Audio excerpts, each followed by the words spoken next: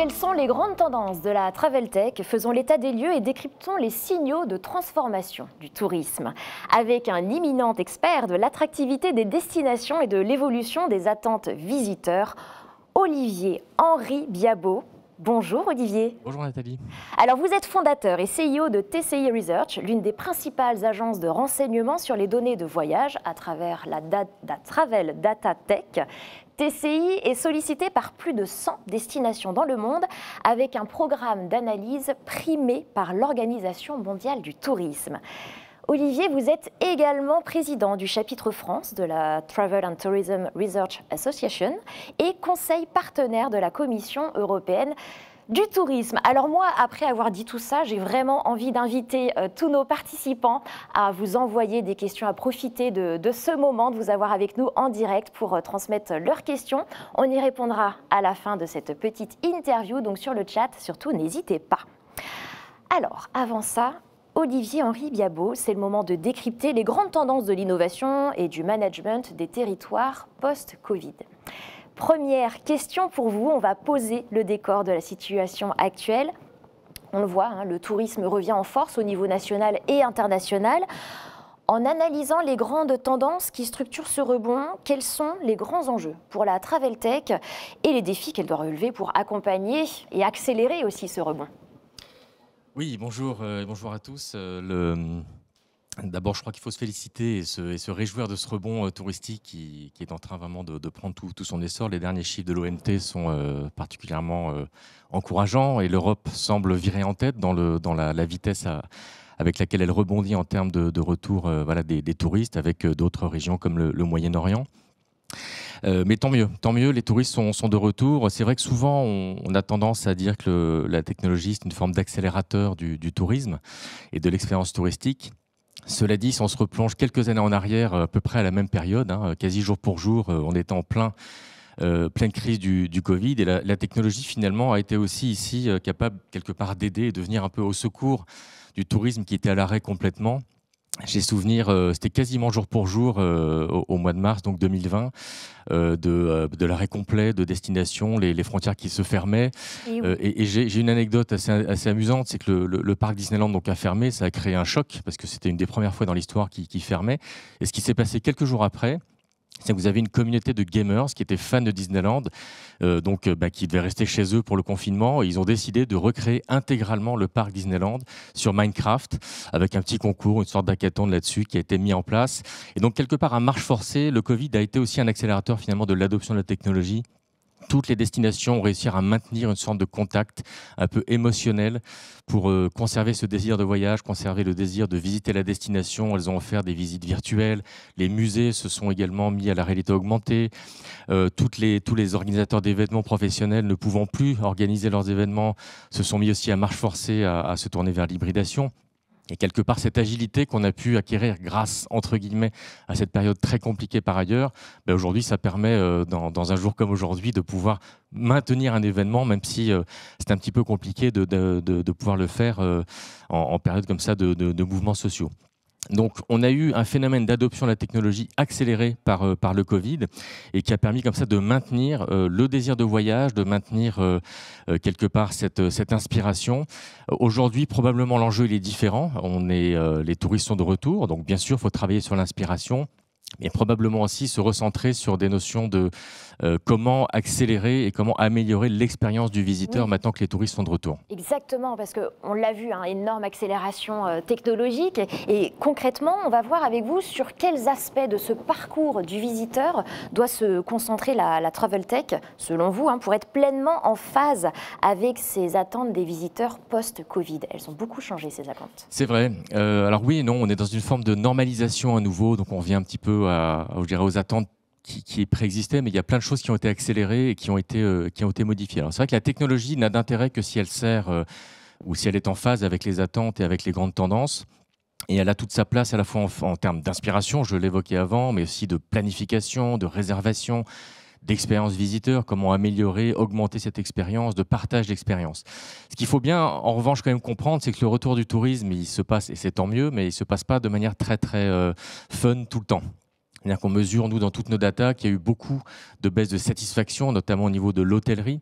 Et donc, il y a ce concept aujourd'hui qui est toujours bien présent, qui est ce concept de friction du voyage. La friction, ça démarre au moment où on doit faire un choix d'une destination, où, en fonction du contexte géopolitique, sanitaire, des catastrophes climatiques, ce genre de choses, c'est déjà compliqué de choisir une destination. Et quand on est sur place, on peut être exposé à des chaos à l'aéroport, des files d'attente. On a à nouveau des problématiques de surfréquentation qui reviennent, des problématiques de baisse de qualité dues à un manque parfois de main-d'œuvre qualifiée, de cohabitation avec les autres visiteurs, de cohabitation avec la population locale. Donc, quelque part aujourd'hui, à court terme, probablement la technologie devrait déjà se positionner comme un solutionneur de problèmes. Tout en continuant bien sûr de générer du positif au niveau de l'inspiration. Alors il y a deux thématiques qui ressortent très fort dans le rebond post-Covid. C'est la gastronomie qui est vraiment championne en matière d'attractivité, qui est championne en matière d'expérience visiteur. Ça influence énormément les recommandations post-visite au niveau des destinations. Le retour à la nature, évidemment, qui est toujours très présent. Et puis bien sûr la durabilité, comment la technologie aujourd'hui peut m'aider à décarboner mon voyage et à faire en sorte que je voyage de manière peut-être un peu plus responsable. Il y a d'autres thématiques très fortes sur lesquelles la technologie peut agir. Cette notion d'hybridation. Par exemple, vous avez une marque de textile, je crois dans l'État du Michigan, qui est très connue, qui s'appelle M22. Et quand vous achetez ces équipements, enfin ces vêtements outdoor, vous flashez un QR code qui vous donne des exemples d'inspiration, de micro-aventures outdoor, juste autour de chez vous.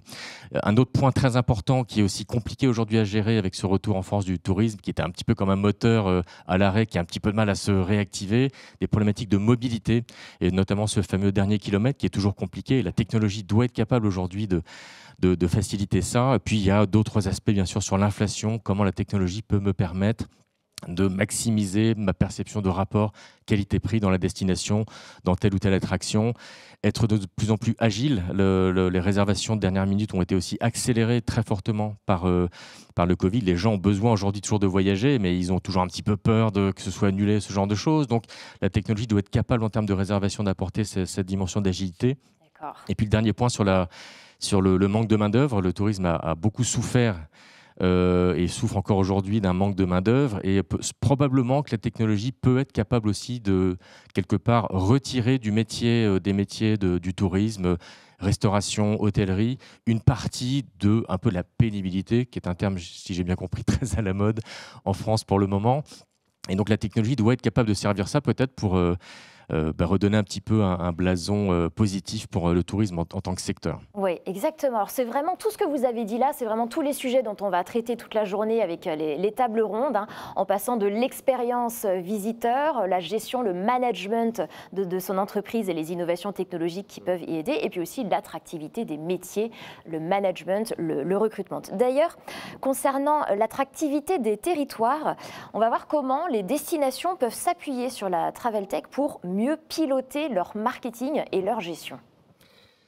Oui, alors il y a les deux aspects de marketing et de gestion. Alors je l'évoquais avant, aujourd'hui la data et la technologie qui génère beaucoup de data est la meilleure amie de la destination touristique pour piloter l'expérience visiteur. C'est très facile aujourd'hui à travers les données de géolocalisation, les données de traces, de sentiments sur les réseaux, de pouvoir comprendre à la fois où les gens vont et ce qu'ils ressentent. Donc là-dessus, c'est un peu notre métier au quotidien. C'est assez facile parce que la technologie permet de le faire de manière pratiquement en temps réel.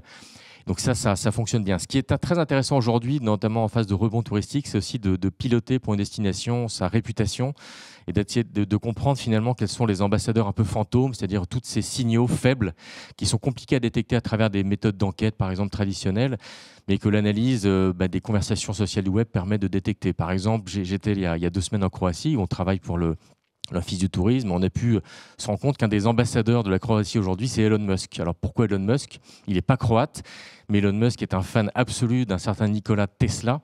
Tesla est un ingénieur de génie, c'est un peu le Jules Verne peut-être, ou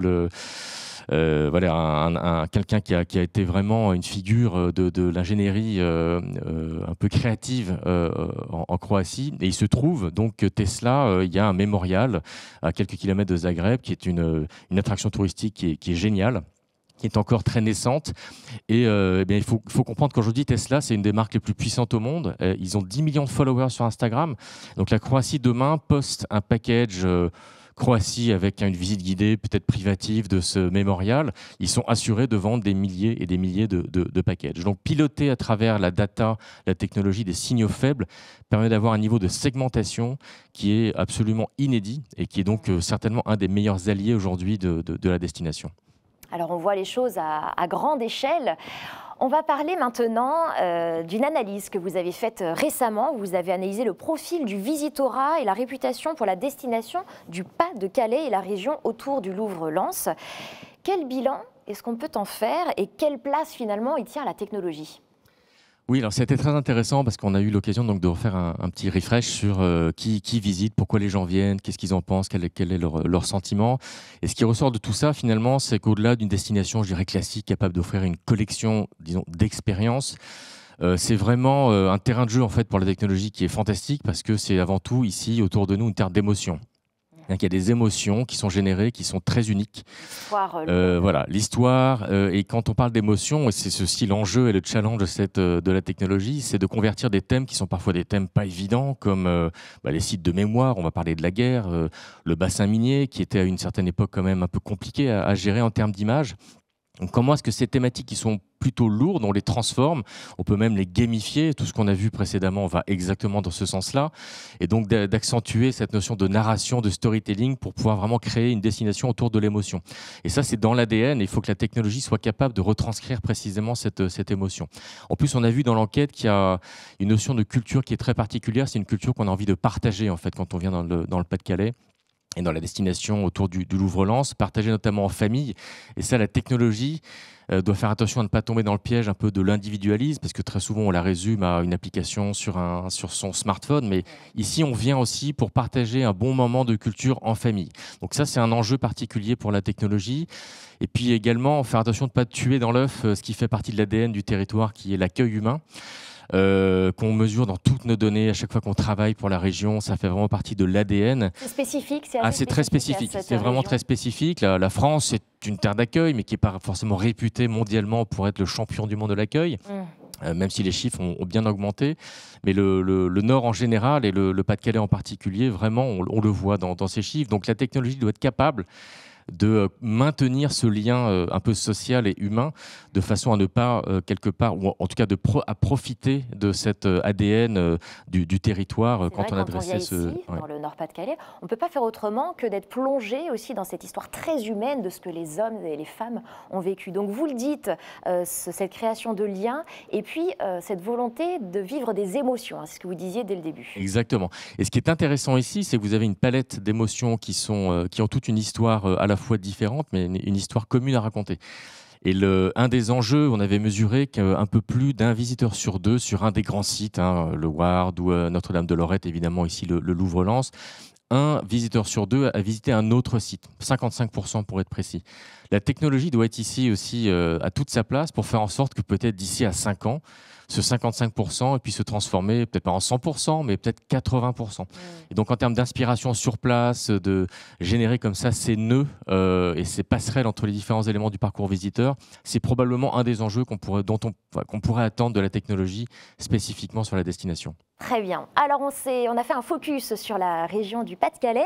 On va maintenant ouvrir sur l'international. Est-ce que vous avez des exemples de bonnes pratiques à l'international qui nous montrent comment la technologie peut servir à accélérer l'attractivité d'une destination ou l'expérience visiteur ? Oui, je vais mentionner quelques exemples. Il y en a des milliers, bien sûr, mais c'est quelques exemples qui sont intéressants parce que quelque part, ils cochent plusieurs des cases des tendances actuelles et de ces attentes qui sont encore une fois des attentes compliquées des visiteurs qui sont devenus très impatients avec des niveaux de tolérance qui se sont vraiment fortement abaissés par rapport à l'hygiène, par rapport au temps d'attente, ce genre de choses. Alors, il y a quelques exemples que je vais citer.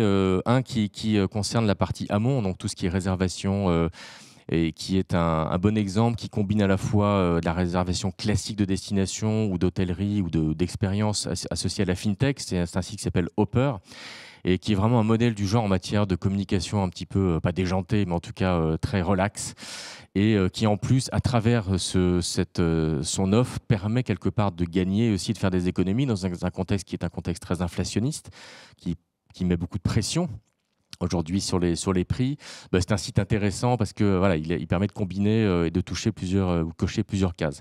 À Bangkok, qui est très réputé pour son street food, Bangkok, il y a quelques mois ou quelques années à peine, a décidé d'investir et de combiner avec un centre de recherche et l'Office du tourisme un nouveau package en fait technologique qui est mis à disposition pour les street fooders dans la rue et qui leur permet à travers cette innovation technologique d'offrir une expérience de la street food toujours de très haute qualité, mais qui permettent d'être meilleur pour l'environnement, d'offrir une sécurité sanitaire absolument parfaite, et également pour les vendeurs et ceux qui sont voilà, les personnes qui vendent dans la rue leur expérience de street food, de retirer une partie de la pénibilité. Et donc c'est aussi intéressant parce qu'on on maintient l'ADN d'un territoire et on utilise la technologie simplement pour améliorer l'expérience plutôt que de chercher à la remplacer. Comment est-ce qu'on peut réduire la pénibilité grâce à cet outil technologique à leur disposition? On appelle ça de la smart street food. Tout simplement, vous avez une intelligence un petit peu artificielle qui va permettre de mieux gérer la réfrigération, de pouvoir aider comme ça le vendeur à mieux gérer sur un plan sanitaire, environnemental, et réduire les déchets. Donc c'est tout un paquet qui est mis à disposition, cofinancé, et qui permet comme ça de maintenir le lien. Vous avez un hôtel en Arizona aussi qui est intéressant parce que il s'est positionné sur le stargazing, donc l'observation des étoiles, et donc il propose dans chaque chambre un télescope, et également ils offrent une application qui est SkyMap, qui permet comme ça. Offraient une étoile, mais pas encore. Non, mais quelque part, l'idée ici, c'est de ne pas forcément transformer, mais c'est d'amplifier l'expérience. Et donc avec cette application, quelqu'un qui va dans cet hôtel, il a bien plus qu'une chambre d'hôtel, il a bien plus qu'un accueil irréprochable, il a une expérience qui va aller bien au-delà. Et je pense s'il faut citer une destination qui a vraiment pris le pari technologique depuis longtemps, alors qui a beaucoup de moyens et qui a permis de le faire, c'est Dubaï. Je ne sais pas si vous avez l'occasion d'aller dans l'aéroport à Dubaï, mais Dubaï a vraiment à gérer des problématiques de flux très importantes. Et je le disais, le Moyen-Orient comme l'Europe fait partie des destinations qui sont en train de rebondir le plus vite. L'aéroport de Dubaï en tant que tel, c'est une destination qui accueille pratiquement autant de passagers que la France n'accueille de visiteurs étrangers par an. Waouh! Avec des problématiques de flux qui sont considérables. Et quand vous franchissez le check-in, etc., vous vous en rendez même pas compte, mais il y a toute une série de technologies d'intelligence artificielle, de biométrie qui sont mises à disposition pour fluidifier les parcours. Et c'est absolument phénoménal. Donc c'est vrai que Dubaï a certainement peut-être plus les moyens que d'autres destinations de s'offrir cette technologie. Mais pour moi, ça fait quand même partie de certains exemples de bonnes pratiques, entre guillemets, parce qu'à nouveau, on n'est pas là pour transformer l'expérience, mais on est là pour apporter des solutions à des vrais problèmes. L'Europe a une baisse de réputation absolument incroyable l'été dernier et l'été encore 2021, parce que tout le monde était revenu en force au niveau du tourisme, mais ça a créé parfois des chaos qui étaient phénoménaux. Donc c'est vrai que la technologie, en tant que solutionneur de problèmes, même si c'est pas très glamour de dire ça, mais c'est quelque chose qui est intéressant aujourd'hui. Très bien. Merci beaucoup, Olivier. Alors, on a reçu quelques questions de la part des participants. On va les regarder tout de suite. On a une question de Frédéric Ramet qui demande « Vous évoquez l'attrait de l'écologie et une plus grande fréquentation dans des zones naturelles protégées et lieux à impact écologique. Cela est-il significatif en termes de revenus et de parts de marché ?» Bon, ce n'est pas une question forcément très, très simple. Revenu, part de marché, c'est bon. C'est vrai qu'aujourd'hui, les aspects écologiques sont pas nouveaux. L'aspect durabilité environnementale et toutes ces problématiques aujourd'hui d'instagrammabilité. Je sais qu'Etretat, par exemple, à un moment donné, on a eu ras-le-bol de voir tous ces gens qui venaient sur les traces de cette série qui avait cartonné avec Omar Sy, dont j'ai oublié le nom, mais je crois que c'était Arsène Lupin. Oui. Parce que ça a mis en danger l'écosystème, les falaises et tout ça. Donc cette notion de durabilité est très très importante à gérer, notamment je dirais, avec la technologie. La technologie, c'est à la fois le meilleur ami si on veut gérer des problèmes, et parfois, ne serait-ce que par le partage d'expériences, c'est quelque chose qui va aussi parfois créer des problèmes. Donc, c'est vrai que c'est très ambigu parce que finalement, retour au naturel, etc. Donc, aller visiter des lieux beaucoup plus protégés. Mais du coup, bien sûr, arriver du tourisme fait que ces lieux protégés et naturels le seront de moins en moins. C'est ça. Donc là, ici, il faut raisonner, par exemple, sur des notions de pré-réservation, des notions probablement de quotas sur certains sites qui sont protégés. c'est quelque chose qui, d'un point de vue technologique, est très simple en fait à gérer, mais qui n'est pas toujours forcément adopté. Donc, en effet, la durabilité, c'est quelque chose aujourd'hui qui fait encore partie un petit peu des discours. Ça ne se convertit pas toujours dans les comportements, il faut être clair. Notamment, tout le monde attend les touristes chinois, donc on peut vous dire, parce qu'on les analyse pour le moment, les Chinois, aujourd'hui, ils veulent avant tout revenir dans les sites emblématiques. On a beau essayer de les faire circuler un petit peu ailleurs. Non, ils veulent voir la Tour Eiffel de la destination qu'ils veulent voir. Et donc, à partir du moment où les frontières vont se réouvrir, bon, on va les voir revenir en masse. Et pour répondre à la question, là, précisément par rapport à la part de marché, les revenus actuellement sur cet attrait de l'écologie dans le tourisme. Bon, c'est difficile de parler de part de marché ou de revenus. Ce qu'on peut dire, c'est que la notion aujourd'hui de tourisme, disons, responsable, ou le retour à la nature, fait partie dans toutes nos enquêtes et dans tout le décodage des attentes à travers l'analyse des conversations sociales du web. C'est toujours dans le top 3. Je dirais que s'il fallait faire un ranking, le numéro 1 reste encore aujourd'hui la gastronomie, malgré tout, qui est une sorte de quick win en matière de réputation et d'expérience. Mais c'est vrai que le retour à la nature, on surfe toujours un petit peu sur cette vague post-Covid où les gens ont besoin de respirer, tout simplement. On reste dans le top 3. Alors, une prochaine question. Vous avez parlé de cohabitation avec les habitants. Est-ce que demain, la Travel Tech pourrait créer de nouveaux écosystèmes et de nouveaux ambassadeurs des destinations ? Alors certainement, donc, en particulier pour les destinations, on fait beaucoup d'analyses comme ça pour essayer de détecter qui sont les ambassadeurs cachés, des gens qui ne sont pas forcément des grandes célébrités. Donc au-delà du chef local qui fait parler de lui sur une émission de télévision gastronomique, il y a beaucoup de gens en fait, et donc ces signaux faibles qu'on peut analyser, qui peuvent être potentiellement des ambassadeurs parce qu'ils sont fiers de leur territoire. Ici, clairement, on est en France dans un territoire qui est très fier de ce qui a été mis, je pense, en place. Au niveau du Louvre, au niveau de cette histoire qu'ils ont envie de partager, ça fait partie intégralement de l'accueil. Donc oui, cette notion les ambassadeurs, ils existent. Donc la technologie doit être capable quelque part de les démasquer, de leur proposer aussi d'être un peu co-créateurs du tourisme, et donc de pouvoir, à travers une technologie immersive, d'être capable d'inspirer le voyage et le voyageur pour je dirais, fluidifier le contact avec la population locale dans un type de contact qui ne sera pas trop intrusif, qui aujourd'hui, les gens ont à nouveau confiance par rapport au contact parce que voilà, le côté sanitaire est un peu derrière nous.